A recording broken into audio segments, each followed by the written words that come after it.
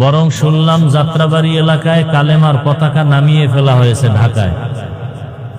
এ নিয়ে বিভিন্ন মিছিল প্রতিবাদ চলছে দেশ জুড়ে।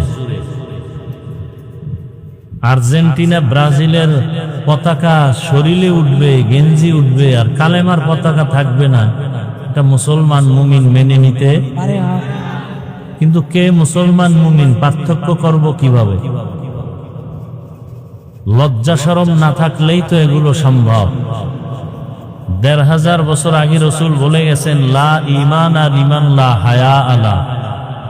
যাদের লজ্জা নাই ওদের ঈমানই নাই। এ কারণে টেলিভিশনের সামনে মা বাপ ছেলে মেয়ে একসাথে বসে নাচ গান দেখে, লজ্জা শরম না থাকার কারণ। স্ত্রী স্বামীকে নাম ধরে ঢাকে, স্বামী স্ত্রীর নাম ধরে ঢাকে, লজ্জা শরম নাই এজন্য। আপনি কিছু বলবেন, বলবে ফ্রি মাইন্ড। কি মাইন্ড? Free mind. অর্থাৎ কপাল পুড়তেছে, গজব একের পর এক আসতেছে। শুধু ঘুমের মধ্যে চেহারাটা বানর হয় না, কুত্তা হয় না, রাহমাতুল্লিল আলামিনের উম্মত হওয়ার বরকতে। না হয় যে পরিমাণ অপকর্ম চলে সমাজে,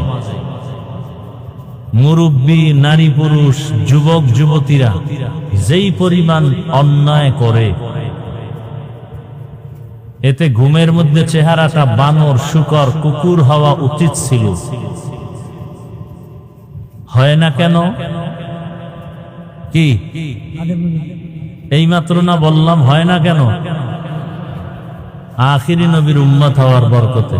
এই এরা উঠে কেন? হেদায়েত হয়ে গেছে বয়ানের আগেই, না বিড়ি টানতে যায়?